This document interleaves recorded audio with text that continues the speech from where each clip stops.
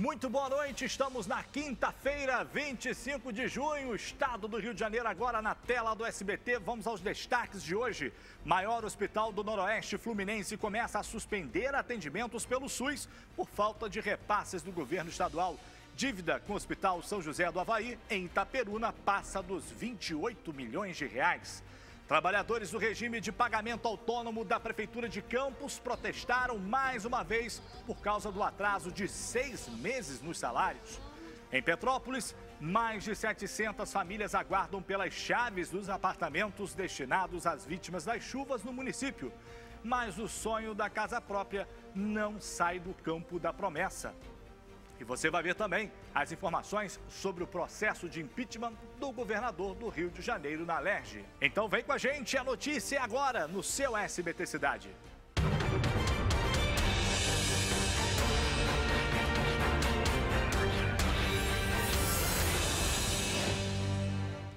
Muito bem, o nosso primeiro assunto é esse aqui. A Comissão Especial da Assembleia Legislativa do Rio de Janeiro, que avalia o pedido de impeachment de Wilson Witzel, decidiu por unanimidade suspender o prazo para que o governador apresente a sua defesa. Os deputados querem aguardar o inquérito do Superior Tribunal de Justiça, que investiga fraudes nos contratos da Secretaria de Saúde. Veja só. Dos 25 deputados que participam da comissão, 24 estavam presentes e votaram a favor. Com o resultado, o governador Wilson Witzel ganhou tempo. A contagem de prazos do processo de impeachment foi suspensa até que a Assembleia Legislativa receba cópias dos inquéritos. O relator da denúncia, Rodrigo Bacelar, afirmou que o andamento do processo depende agora que o Superior Tribunal de Justiça autorize o compartilhamento de provas da Operação Placebo, no qual Witzel é investigado por fraudes em contratos.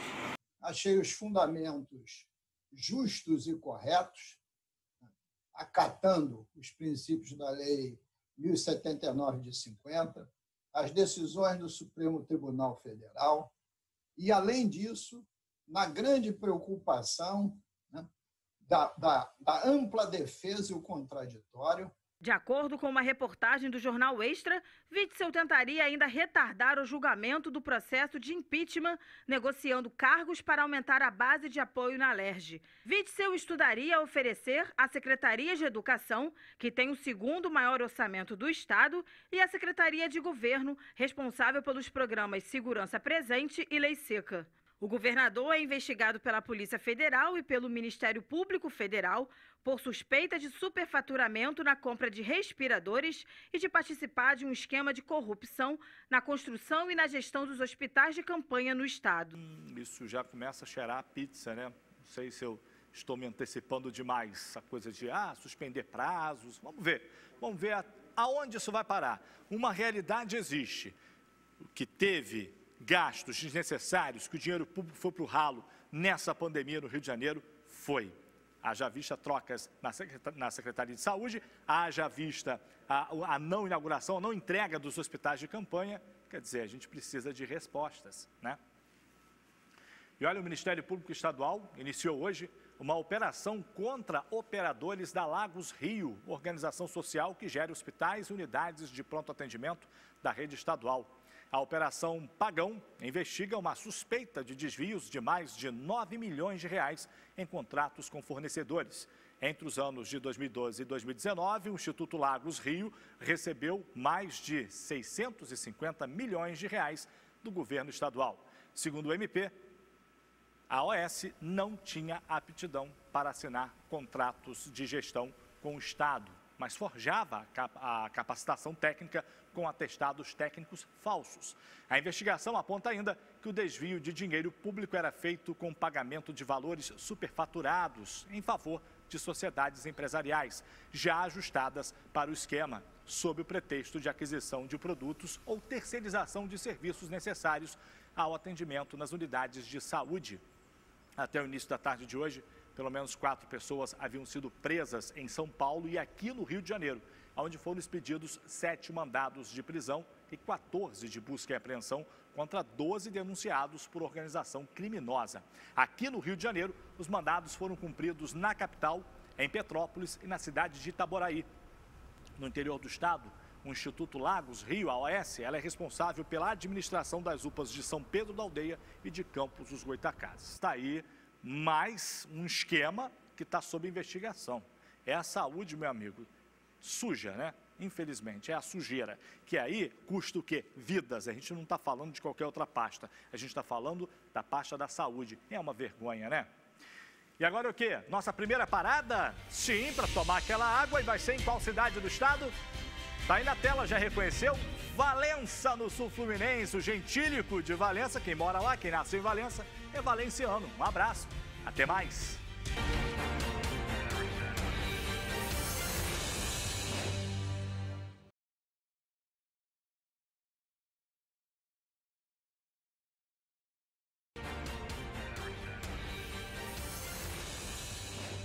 Muito bem, a gente retorna. O Beira está liberando o WhatsApp. Você sabe que no final do jornal tem aquele abraço para você e daqui a pouco sua participação, a sua denúncia. 19 milhões de brasileiros passaram o mês de maio afastados do trabalho por causa da pandemia. Metade, gente, não recebeu salário. Os dados foram divulgados pelo IBGE.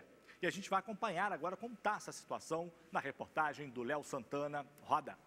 A Maria é diarista, mas lá se vão quase 4 meses que ela não pode trabalhar. Estou dependendo do cesta básica que meus patrão me dá. Às vezes botam um pouco de dinheiro para mim poder me virar nessa situação. Ela faz parte do grupo mais prejudicado por essa crise, os trabalhadores domésticos sem vínculo empregatício. Além disso, quase 10 milhões de pessoas que não perderam o emprego, mas estão afastadas, deixaram de receber remuneração em maio. A taxa de desemprego ficou em 10,1% no mês passado, mas não levou em conta 18 milhões de brasileiros que não procuraram emprego por causa da pandemia ou porque não havia trabalho onde moram. O avanço do novo coronavírus fez com que mais da metade da população com idade para trabalhar no país ficasse fora do mercado. Essa retração representa 200 bilhões de reais a menos na economia, de acordo com o IBGE. A gente não tem nenhuma perspectiva ainda de recuperação desses empregos nos próximos meses. O que a gente deve ver é uma continuidade dessas pessoas perdendo essas suas ocupações. A pesquisa também fez um raio-x da saúde dos brasileiros durante a pandemia. As projeções indicam que 24 milhões de pessoas tiveram algum sintoma relacionado à Covid-19, como tosse ou febre. São várias frentes de batalha nessa guerra contra o vírus. O Anderson tinha 2 agências de automóveis em São Gonçalo, região metropolitana do Rio. Ele fechou uma das lojas e demitiu 6 funcionários. O setor foi autorizado a reabrir há 2 semanas, mas Anderson acredita que a recuperação está distante. Até voltar, girar, as coisas voltar à normalidade, o dinheiro começar a girar no município, vai ser por um longo tempo, eu acredito. Mas a gente sempre fica esperançoso, né? E a gente ainda vai colher frutos muito ruins dessa pandemia na economia. Ah, porque fechou, porque não abriu. Sim, óbvio, mas não tinha como não fazer dessa forma. A pandemia destruiu a economia mundial. Infelizmente, no Brasil, o que mais destrói ainda a nossa economia, que vem ao longo dos anos e segue, é a corrupção, né? Se a gente não tivesse tanta corrupção, o país ia se reerguer com mais facilidade. Mas, infelizmente, estamos aqui, né? Estamos no Brasil e a situação é sempre diferente. Ex-ministro Silas Rondon é alvo da força-tarefa da Lava Jato em operação contra fraudes na eletronuclear. A ação também pediu sequestro de 207 milhões de reais em bens dos envolvidos e de suas empresas por danos materiais e morais. Veja só com Daniel Penafirme. Mas esse desdobramento da Operação Lava Jato, operação que se chama Fiat Lux, teve início nas primeiras horas da manhã de hoje, quando pelo menos 11 equipes saíram daqui da Superintendência da Polícia Federal na Praça Mauá, região portuária do centro do Rio, rumo aos alvos, muitos deles na zona sul do Rio de Janeiro. Os agentes estiveram em um condomínio de luxo em Leblon, em um condomínio de luxo em Ipanema também, além de um escritório de advocacia no centro da cidade. Ao todo, são 12 mandados de prisão e 17 de busca e apreensão. O principal alvo dos policiais federais hoje é o ex-ministro de Minas e Energia do governo Lula, Silas Rondon. Ele que esteve à frente da pasta entre 2005 e 2007 durante o governo Lula. Os policiais federais também estiveram na residência do ex-deputado federal Aníbal Ferreira Gomes. Essa investigação começou em 2017, quando Jorge Luz e Bruno Luz, pai e filho, ambos lobistas, foram presos e fizeram uma delação premiada. Nessa delação, eles contaram que havia um esquema na eletronuclear de contratos fraudulentos e de pagamento de propina durante a gestão de Silas Rondô como ministro, lá na época do governo Lula. E a partir dessa delação premiada foram identificados esses 6 contratos, onde, segundo os delatores, havia essas irregularidades. A partir desses contratos, a Polícia Federal começou a agir. Já foram feitas 2 operações visando desvios e irregularidades na eletronuclear. Essa é, portanto, a terceira. Estão sendo presas hoje as pessoas que não foram presas nas etapas anteriores. Além do ex-ministro Silas Rondô e do ex-deputado federal, estão sendo hoje alvo da Polícia Federal ex-diretores da eletronuclear, empresários e funcionários que estavam, de alguma maneira, envolvidos nesses contratos fraudulentos. Os presos estão sendo trazidos aqui para a Superintendência da Polícia Federal na Praça Mauá e também para as superintendências da PF no Distrito Federal e em São Paulo, já que alguns desses mandados estão sendo cumpridos em São Paulo e Distrito Federal. Além disso, a Justiça determinou o bloqueio de 207 milhões de reais em bens de todas as pessoas envolvidas na operação de hoje. E como tem sujeira, né? Como tem sujeira nesse país, que tristeza. E agora tem a sua participação aqui via WhatsApp, e a sua participação de hoje vem de Barra do Piraí, no sul do estado. Vai vendo aí, gente, o drama dos moradores com a qualidade da água. Essa é a água que chega aí até as casas lá do Parque Santana. A moradora que enviou a denúncia para a gente, ela disse que já tentou falar com autoridades do município, mas que nunca foi ouvida, né? Ninguém dá uma resposta para ela e os moradores de lá. O medo dela é com a saúde, né? Porque a água é assim, turva, suja, tem gosto ruim. A gente enviou uma solicitação de nota à prefeitura lá do município, mas ninguém respondeu, não é isso? Ninguém respondeu nada. Já tem dias que a gente mandou esse pedido, hein? A moradora está certa, então. É o que a gente tem que concordar com os moradores, porque não adianta procurar o poder público, porque ninguém faz nada, ninguém responde. Quem é o prefeito lá de Barra do Piraí? É o Mário Reis Esteves, não é isso? Atenção, senhor Mário. Parque Santana, aí o senhor conhece, sabe onde fica. Mostra a água aí de novo. Olha só, seu Mário, olha aí a água que... isso não é água para a população consumir. Isso é água da população da sua cidade, seu Mário. Dá uma olhada aí, Parque Santana, tá ok? Dado o recado, se entende, não sei, é a SEDAI que faz o abastecimento lá? Se entendam com a SEDAI, tem que cobrar uma solução para isso aí. Não pode continuar dessa forma. Você que mora no Parque Santana, se não melhorar a situação da água, envia de novo aqui a denúncia, a gente vai cobrar, tá certo? Chegou a hora de mais uma parada, não é isso? E a parada agora é em qual município? Vai vendo aí. Já reconheceu? Araruama, região dos lagos. Um abraço a todos os araruamenses. Já já a gente volta.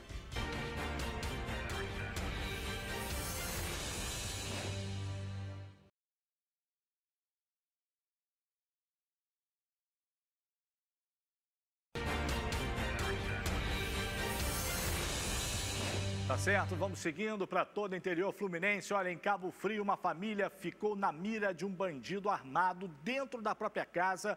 O homem invadiu o apartamento que fica no bairro Algodoal e amordaçou as vítimas, que foram inclusive trancadas em um cômodo. O acusado fugiu, levando pertences da família, antes da chegada da polícia. Esse crime aconteceu nesta quarta-feira e o acesso à Avenida Macário Pinto Lopes chegou a ficar fechado por policiais militares durante cerca de 1 hora. Segundo a PM, as vítimas passam bem e ninguém foi preso até o momento, né? A gente espera aí que esse covarde, esse crápula aí seja detido, né? Porque se ele fez isso com uma casa, teve, digamos, facilidade de fazer, ele vai procurar fazer em outros lugares, tem que detê-lo. E agora mais um capítulo daquela novela desagradável, onde centenas de famílias aguardam anos e anos por uma moradia em Petrópolis por causa das chuvas da região serrana. Adiada por várias vezes, a entrega dos apartamentos do conjunto habitacional Vicenzo Rivetti não foi feita de fato. Houve até lá a assinatura de contratos no mês de março, mas as chaves mesmo ficaram na promessa. o problema afeta pelo menos 776 famílias. Veja só. A Adriana perdeu a casa dela em 2011. Anos atrás, chegou a notícia de que receberia um dos apartamentos no conjunto habitacional Vicenzo Rivetti. E a espera começou. Em dezembro do ano passado, com a promessa de que passariam o Natal na casa nova, desmontou os móveis e encaixotou a mudança. Mas a família e as caixas ainda continuam aqui. Isso está gerando o quê? Muita mesmo expectativa é na gente, né? De pegar e mudar. Né? Problema de saúde. Semana passada mesmo, né, tive quase um pico de infarto, porque tanta espera. No dia 16 de março, os novos moradores assinaram os contratos, mas ainda faltavam alguns ajustes estruturais nas unidades que foram percebidos no dia da vistoria. A promessa era de que os apartamentos fossem entregues dentro de um mês, mas até agora nada. E quem continua esperando reclama muito da falta de informação. Grupos no WhatsApp foram criados, mas mesmo assim as notícias não chegam. O que eles sabem é que as mudanças começariam pelo condomínio 3, seguidas pelo 2 e depois pelo 1. Exatamente onde fica o apartamento da dona Joelma e do marido, pelo qual eles esperam há quase 10 anos. A mudança já está arrumada. Já foram várias as negociações com o dono da casa onde moram. E a sogra dela, que se mudaria junto, faleceu e não teve a chance de conhecer a casa nova. O dia que nós fomos receber o contrato, a gente pensava que ia receber a chave. Mas aí eles falaram que não ia receber a chave, por enquanto que não estava pronto os apartamentos. Assina contrato, adia entrega, vai empurrando daqui, empurrando dali. A gente teve situação até de moradores que na época que disseram que ia entregar, agora vai. Entregaram até os imóveis alugados, né? Ficaram felizes, arrumaram mudanças, de mudança pronta e não puderam entrar, porque faltava fazer um monte de coisa, né? A prefeitura mandou uma nota para a gente dizendo que todas as famílias selecionadas para receberem as unidades habitacionais do Vicenzo Rivetti já assinaram os contratos das casas e elegeram os síndicos, que são os responsáveis pela formalização dos condomínios e por organizar as mudanças, que eles assinaram contratos, a gente sabe, né? Nós só não conseguiram as chaves. E que esse processo foi afetado por causa da pandemia da Covid-19. O último trabalho que está sendo concluído no local é a instalação de parquinhos infantis. Ainda segundo a Prefeitura, a Caixa já iniciou o processo de vistorias finais dos condomínios. Então tem coisa sendo feita lá ainda, né, Prefeitura? Então o negócio não está 100% pronto. É isso que eu entendo com essa nota que vocês enviaram. Agora, outras notícias pelo Estado, não é isso? Vamos lá?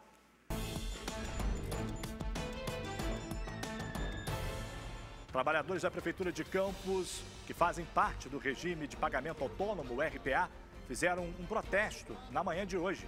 O grupo se queixa que está com salários atrasados há 6 meses e que não consegue diálogo com a Prefeitura. Em nota, a Prefeitura respondeu que por causa da redução no repasse de dinheiro aos cofres públicos, houve esse atraso, mas que já está estudando uma solução. Em Itaperu, no Hospital São José do Avaí, suspendeu cirurgias oncológicas, cardíacas e transplantes realizados pelo SUS por falta de repasses do governo estadual. Segundo a direção da unidade, a dívida é superior aos 28 milhões de reais. A falta de recursos compromete até os leitos destinados para a Covid-19. Em nota, o governo do estado disse que a nova gestão da Secretaria de Saúde está revisando todos os contratos da pasta e que foi criado um grupo para agilizar a análise dos contratos, mas não deu um prazo para quitar a dívida. A Praça Dom Pedro II, no centro de Petrópolis, passou por uma ação de desinfecção realizada pelo Exército. A limpeza tem sido feita em diversos locais que têm grande movimentação no município.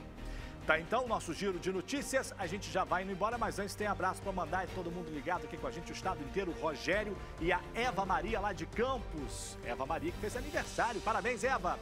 Tem a Terezinha Queiroz de Nova Friburgo, tem a Solange Cruzeiro de Arraial do Cabo, tem também o Leilton de São Fidélis, Sônia Teles e o Miro, que estão ligados com a gente lá em Três Rios. Tem o Rômulo e a Flávia Vieira de Volta Redonda. Paulo de Pati do Alferes, alô Pati, Ângela Freitas de Rio das Ostras e a Natália de Miracema. Muito obrigado pelo carinho. O SBT Brasil bate a porta, a gente volta na sua sexta-feira. Fiquem com Deus e até lá.